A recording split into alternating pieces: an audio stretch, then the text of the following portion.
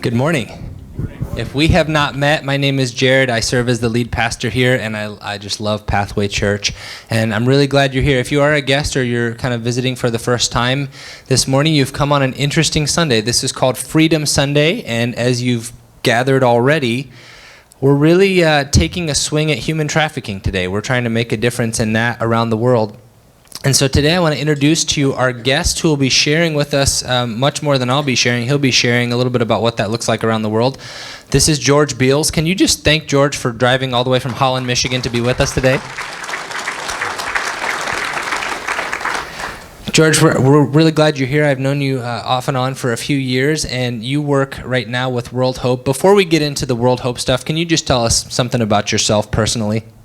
I've lived in Michigan for almost 40 years. My wife and I have 2 sons, and growing and going, and we've trained them not to come home again unless they bring a wife.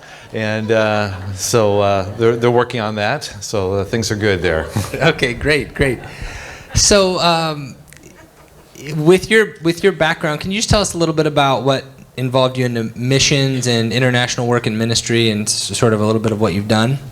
Yeah, I served as an assistant pastor at a Wesleyan church in Holland, Michigan for decades. And there was a place where God got a hold of my wife's and I's heart and said, we want you to serve as a missions pastor. And in the Wesleyan church, there was not any full-time world missions pastor. But I went to my senior pastor one day and I said, I really feel God's calling my wife and I that I should be a world missions pastor. And he said, okay, well, think about that. And one day called me into his office and said, today's the day. You're a missions pastor. What do you do? And I said, I don't know. So we had good low expectations to start with there. So I just learned a lot. And I started gathering around me other mission pastors who were ahead of me from other churches, independent churches, other denominations, just learning. And even then I went back when my boys went off to college. I went and got a doctorate in missiology, international relief and development work. And just to say, I want to know more about what it is, how things work. I knew things work, but I didn't know exactly how to explain it and how to say, this will work. Here's how you find solutions. So you've been equipping the body of Christ in one way or another to make a difference around the world for a number of years. How long have you worked with World Hope? I've been with World Hope for 5 years, and World Hope International is the relief and development partner of the Wesleyan Church. It comes out of the Wesleyan Church, and but it's supported across the United States and across the world by many other groups. In fact, I have a friend who's a Buddhist who gives us money because he knows that one of the things that we do is provide clean water, and he knows that everybody needs clean water, whether you say you're a follower of Christ or you're not. And then I have another friend who is in Wiccan, which is a pagan religion. She calls herself a witch, and she gives us money because she said people need help, and I know you guys are doing it. So that's fantastic.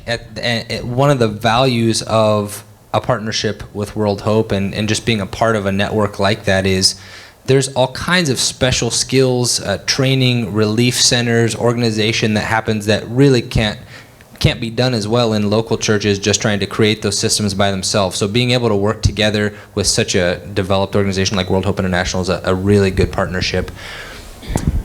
George, can you tell us just a little bit about, we're talking about human trafficking today. We, a few weeks ago, looked at some of the statistics of the fact that there are still hundreds of thousands and millions of people in the world who are slaves. Some of those forced labor, some of them sex trafficking. Can you just give us a picture of what's happening globally in terms of human trafficking, slavery? I know you've probably been to a lot more countries than all of us combined. And yes, so you've probably seen a lot of things. Can you just help us see some of the stuff that you know and have seen? Yeah, there are about 40 million people. It's hard to guess exactly. 40 million people who are been entrapped in some way and are in slavery, domestic slavery, sexual slavery. It takes a variety of different looks. In India, it might be the man who needs some more money for his family, and so he says, I will work for this brick maker, and my whole family will work for him if you give us a loan. And that loan just continues on and on. The interest rates get higher, and the guy realizes he's trapped. And his kids are trapped. And it can go 3 generations of being trapped in this, just doing this work, paying off this loan that will really never get paid off. And so there are people like that who are trapped. There are young boys in Saudi Arabia who are camel racers. Like we see horse racing. They do camel racing in Saudi Arabia, it makes sense. And they get young boys, but they're actually slaves. They're trapped. And until they grow too big to ride the camels, that's what they do. And it's really a dangerous sport. People get killed off of that because camels are tall animals, and so they're trapped in that way. So it can take a variety of different things, and it not only happens around the world, but it also happens here in the United States.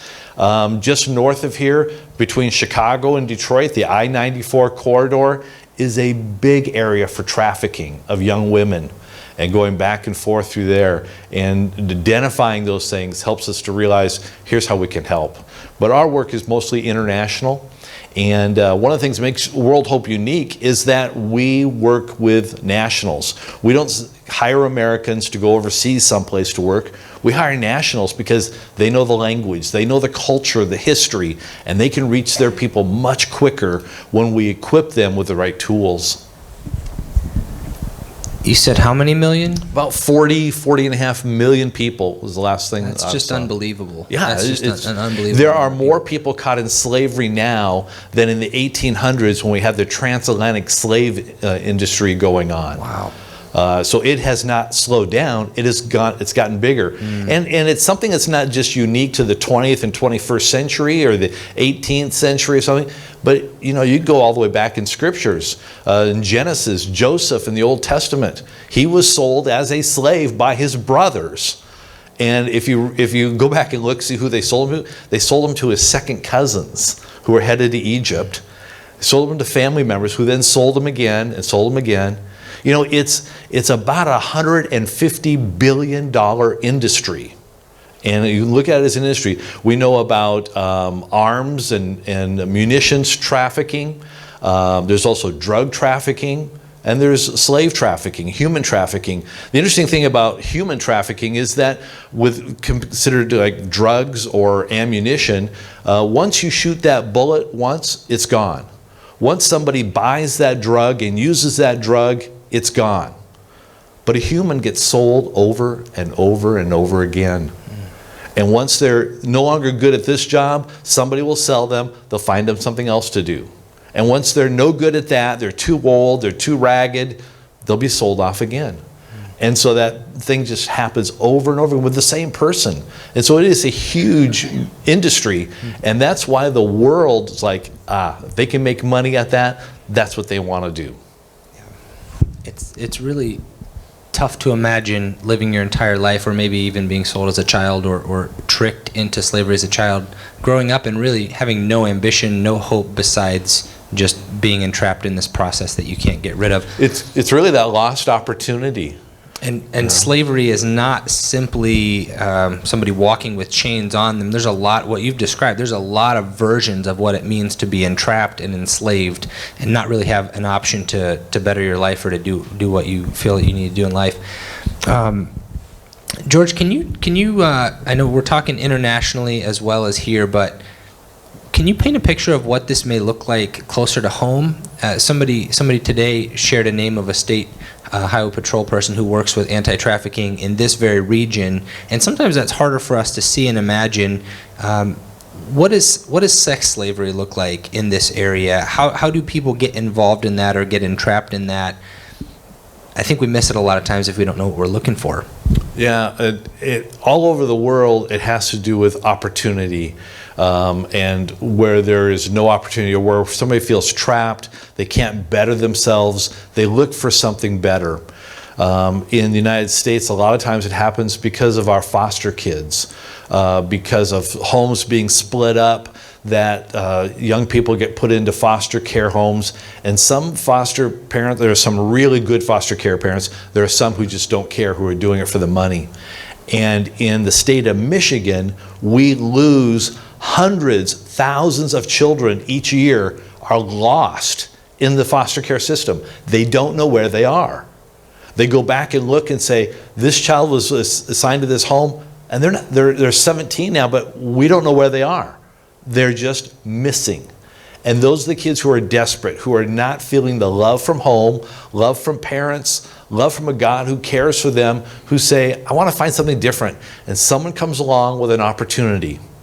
It always happens the same way, where they say, I'll give you something better. Come along with me. I'll give you some better life. Someone will care for you. And they go, yeah, I want that. And then realize they're trapped. And they're caught, and they might have their driver's license taken away. Overseas, it might be a passport or any identification papers would be taken away just to hold it for safekeeping, but then they're stuck. Nobody knows who they are. Nobody knows where they're at. And so they're just kind of stuck in this. And so they have to do whatever someone else makes them do. And it might be sex slavery. It might be begging on the streets and having to turn all your money in to someone else. It happens the same all over the world that way. It sounds, as you're describing this, sounds like one of the best proactive things before slavery even becomes a reality is, in this country, fostering. Being a good foster family could make a tremendous difference to prevent that kind of thing, as well as general need-based ministry, where people are growing up without opportunities, providing things that they need, providing relationships that care. That applies here and around the world. It's all about relationships. It really is. All of life is about relationships. And if we want to have impact with people, we have to have relationships with them. And there are some people that we can't have impact with. We can't have relationship with because we're too far away. Or we just don't have time. And so then we need to give our resources to some group who is having connection with them, who will say, I will step up. And so I know in my community, I know the ministries that are having an impact with the local people. And I know that World Hope is having an impact in relationships with people. So that's where I need to invest. I want to ask you in just a moment about World Hope and more specifically kind of what they do around the world. Just as a little bit of background for you, one of the things that we do every year is called Project Hope. Project Hope is kind of our missions emphasis. We partner with 4 people who are global missionaries and 4 organizations that are local, everything from rehab centers for drugs, homelessness, basic needs and emergency assistance. So that's kind of our ongoing giving through Project Hope and partnerships. Sometimes we'll volunteer or have those guests here. Today is different, though. Today is not part of our normal regular Project Hope giving. Today is one-time giving toward freedom to raise as much as we can to make a difference in human trafficking. So it's different, it's unique, it's a one Sunday thing, and we're partnering with World Hope. Can you just tell us a little bit about World Hope? How did it get started? What does the organization do around the world? How does it deal with human trafficking? Some of you may know the name Dr. Joanne Lyon, and she was a pastor's wife in Grand Rapids in the early 80s, and God just started to place on her heart some places in the world that, not that the gospel wasn't going out, but there were people who were dying, people who were starving, people who didn't have water, didn't have education. And she approached the Wesleyan Church and said, can our missionaries do something? And they said, that's not really what our mission organization is set up to do. We don't know how to do that. Our missionaries are trained to do evangelism and church planting. But if you want to start something, you go ahead. And they gave her permission to do it. They gave her no money, but they gave her permission to do it. Say, go ahead, start some ministry like that. And out of that birthed World Hope International. So I got to watch it because I was a pastor in West Michigan, got to see it from the very beginning, see it germinate in her heart and mind, not knowing that I would ever have a personal part into it as much as I do. But just to say, what can we do? So, because the gospel says that Jesus has come to give us abundant life. And that's just not just on the other side of eternity when we die, but it's to have abundant life on this side. And I realized that all through scriptures, especially in the Psalms, it talks about people flourishing. Well, we can't flourish when we're hungry, when we're thirsty, when we're being enslaved, when someone else controls us. That's not a flourishing life. That's not what God designed us to do. And so how can we help people flourish in their life? And so that's what World Hope is about. That's one of the things I love about the Wesleyan movement. It's really easy as a church to get lopsided on one or the other, to present a gospel about spiritual salvation or to help meet needs in a practical sense around the world. It's not that often where you see those things really working in tandem and involved in a dance that brings people the fullness of life that you described. I think the Wesleyan movement, even from its very beginning, has had that real core commitment to Jesus as Lord. This is not just about helping you get food. This is about the bread of life. We want you to know and experience Jesus as Savior and Lord, and not just you personally. We want that for the whole society, for the whole world. And part of what he did was the tangible need meeting, the healing, the helping, the feeding. So I'm thrilled to be a part of something that has both of those things going on. Can you describe some of the countries that World Hope works in? I know there's a lot more. I've been involved with World Hope for a number of years, even before here. I know there's more than just anti-human trafficking. What are some of the things that we do? Some of the things that we're involved with, a big project is water. And we drill wells in Sierra Leone, in Liberia, West Africa. We also have some water projects in Haiti and in Cambodia, some very interesting water projects in Cambodia, bringing clean water to people's homes, piped to their home. It becomes a business. And everywhere we go with these kind of projects, it's to create businesses that the people take over, because then they have opportunities to do things, to do more for themselves. We do an interesting project in Cambodia is mushroom houses, where we loan people money to build a mushroom house, and they produce mushrooms, and they grow them. They were growing so many in one village, we had to get a refrigerated truck to truck them out of the village because the price of mushrooms was dropping. And so we bought those up, took them into the major city, and sold them. And so people are now, one lady says, I can now sponsor my own kids. I don't need an outside sponsor, because now I'm producing enough. And then her kids are not vulnerable. So we're involved in development projects, health, education. In health areas, World Hope was the largest relief and development agency in Sierra Leone during the Ebola crisis. One of the reasons, because we have so many Sierra Leoneans who work for us. They didn't have any place to go. They didn't leave to go back to their own country when the disease hit. I happened to get to be in Sierra Leone during Ebola and see our team working there and see what that was. And I'm really glad to be a part of a group that is involved in health. So water, health, education, teaching, schools. And so that's our major projects. Sierra Leone, Liberia, Cambodia, the Philippines, Haiti are some of our major areas.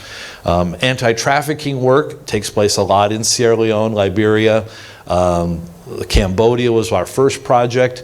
The Philippines is a new one for us. We partner with other groups who are doing other parts of anti-trafficking. And it's a new kind of real interesting project there. And then also in a country in Central Asia, Azerbaijan. And I've been going to Azerbaijan since 1996, and we do anti-trafficking education, because we not only want to help rescue people who are caught in slavery, but if we can help them before they get there to realize, don't follow this person. Watch out when this person says this. And in Liberia, we've even opened a hotline number. So if you see something in your village, you can call. Everybody has cell phones around the world. You can call this national number. Somebody in Liberia will answer and begin to investigate what's going on in your village, in this community. That's fantastic, and those kind of hotlines really then begin a process of rescuing and re-entry into a normal life. It's interesting to hear you talk, because as we're talking about anti-trafficking, there are all these other kinds of projects that World Hope does, but they're really directly related to anti-trafficking. A mushroom project, or a pineapple farm, or a chicken coop doesn't sound like it has much to do with rescuing women from sex trafficking, but that may be the job that prevents dad from sending his daughter off to get a better opportunity or an education. Well, yeah, even a water well, because around the world, about 70% of the people in charge of getting water for their family, if you have to walk out someplace, it's women, young girls and women. And they're walking maybe a couple miles to the next village to get water, where they might get raped on the trail on the way there and back. And so they might be taken captive. And so to put a well into a village not only helps with health, but it also helps with anti-trafficking. So yes, they are very interrelated. Anytime that we can do development work where we create a business for someone, then they don't have to look and say, oh, I've got too many kids, and someone comes along and says they'll take my son or my daughter to the big city and give them a good education, then never hear from them again. It's like they don't have to do that because now they can provide for their own. So many different things, yeah, they're all related, come back to that. Help in development helps with anti-trafficking. You know, as we hear some of this stuff, and especially if we haven't heard it before, if this is kind of new news to the ears, this can be a pretty bleak reality, realizing, man, just going to get water could be a life and death issue for some people and their families. But I just want to re-interject the hope here that there are a lot of people all over the world that are working for the same kind of good that we're talking about right now. Jesus still wins at the end of the day. He's still restoring the world, and we get to be a part of that, even in small ways like we are today. Can you tell us a little bit more specifically now as we talk about World Hope's process? Let's just imagine somebody in Liberia noticed their neighbor all of a sudden has 2 more kids that aren't theirs. They seem to be working all the time, and they call the hotline and say, hey, some suspicious things. These children are all of a sudden showing up and doing all this work. Can you just walk us through the process of from that phone call, what happens step by step? Yeah, in Liberia, it's very specific that a policeman will get the call and get the information, go out and investigate, talk to the children alone, away from the family, and ask, where are you from, and is this, are you related to these people? How are you being treated? Are you getting to go to school? You should be going to school, and asking questions, and then finding out what's really happening in that home. And then if they need to go in and make an arrest to rescue those children, bring them to an assessment center. At the assessment center, we have psychologists who meet with the children one-on-one and just talk to them about what they've been through. And do their parents know why they were sent? Because many times parents don't realize that they're sending their kid off to be a slave. And so do your parents realize this? To begin to go contact the parents, find out, why did you send your child away, and what did you understand about that? To hopefully restore the child psychologically, give them some skills. It might be sewing. There's a lot of different skills that it can be trained in. And then if it's appropriate, to send them back to the village to meet their family. I've got a video with me that really shares some of this story. Can we show that now? Yeah, let's do that. Okay. Ever since my first breath, my mom wanted the best for me. But our life was hard, and we didn't make enough money to afford school. One day, a lady came to our stall.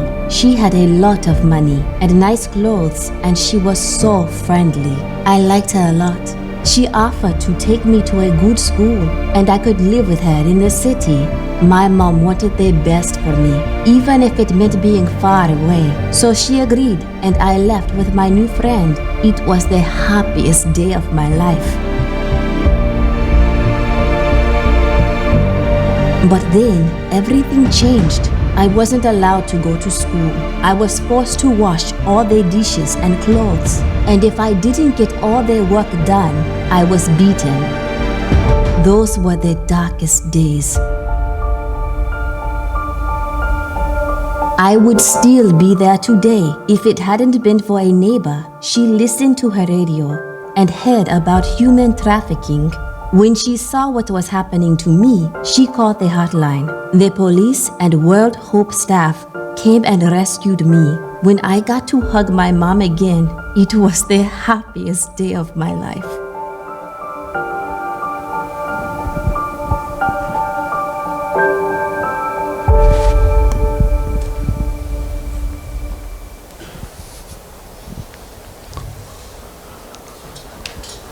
I've seen that a bunch of times, and I'm still tearing up. It's just not okay. It's not okay for people to be treated like property. Nowhere in the world is that ever okay.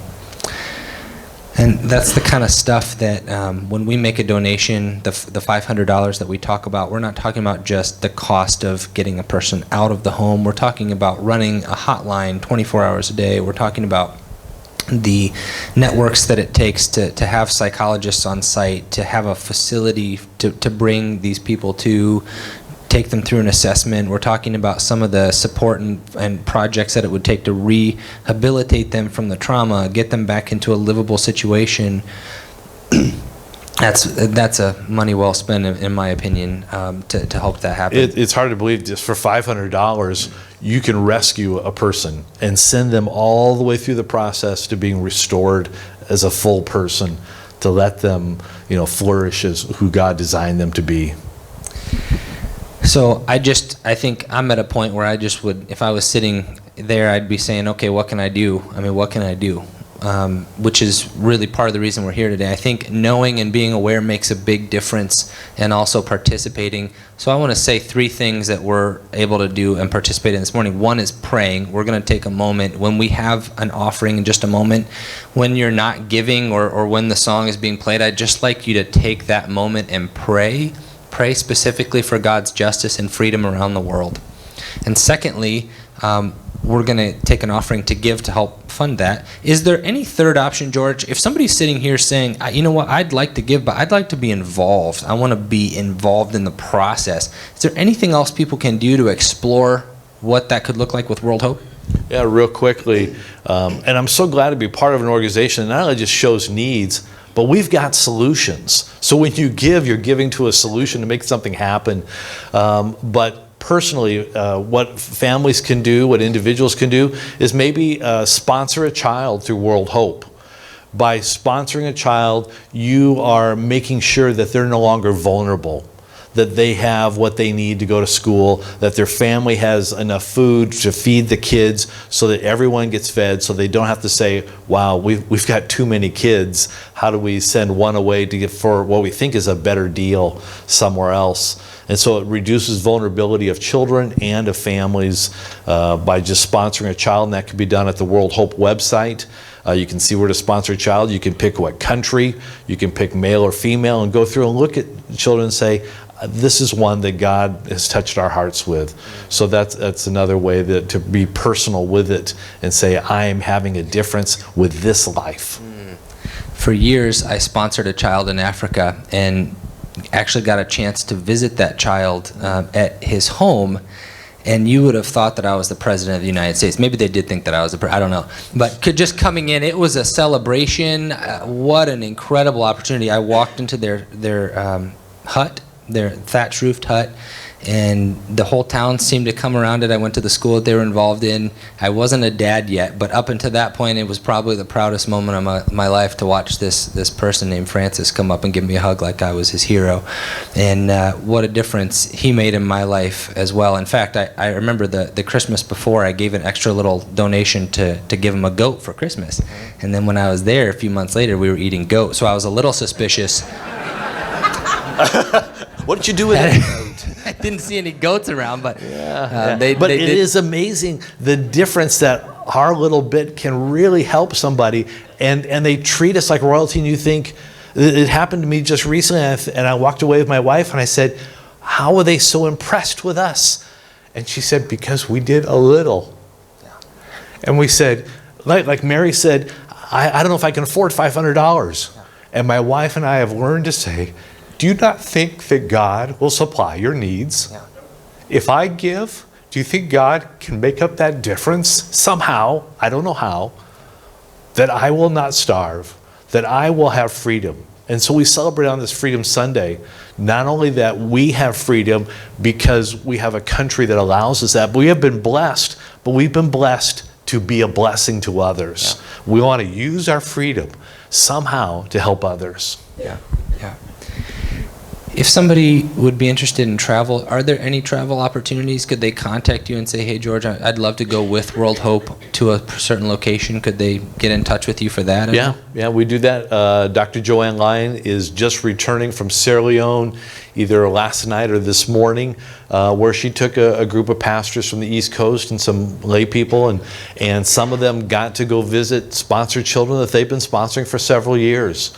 And so we do make those kind of connections because we want to have relationships with people. That's great. And I don't know how God might be stirring you, but I've heard before, after a service like this last year, somebody said, hey, you know what, I'm interested. What can I do that's beyond giving? So I just wanted to highlight some of those things if you're interested.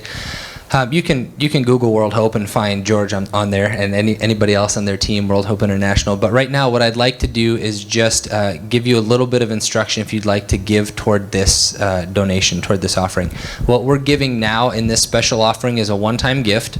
We're going to pool it together, and then we're going to send a check to World Hope from Pathway Church. And George just informed me last week that if we pool it together and send it on a specific day a few weeks from now, there's actually a generous donor that's going to double it. So he's going to match. I don't know who this generous donor, whoever he or she is, but they're going to. Not me. No. I'll give, but we know who it's not. I can't. Right. I can't give that much. So actually, whatever we give today, we're going to double it through that matching donation. So let me just explain. If you would like to be a part of the giving, and you know us, you know the culture of our church. We're not here for money this or money that. We just want to make a difference. So there's no pressure. But if you want to be a part of that, you're welcome to. Here's how you can give if you want to. One way is cash or check. As the ushers pass bags, you can always do that. You don't have to mark it because we'll separate and know that everything that's given right now goes directly to World Hope for anti-trafficking.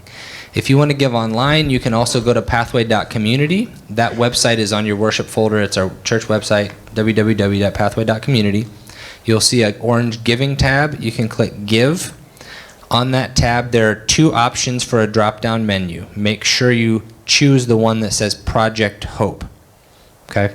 So, Give tab, Project Hope drop-down menu, and what you give there, we will also register that today as going towards specifically Freedom Sunday World Hope International. So if you give that today, if you'd like to give, maybe you were a little surprised and realized, wow, it's already November 10th, didn't come prepared, but I'd like to do something.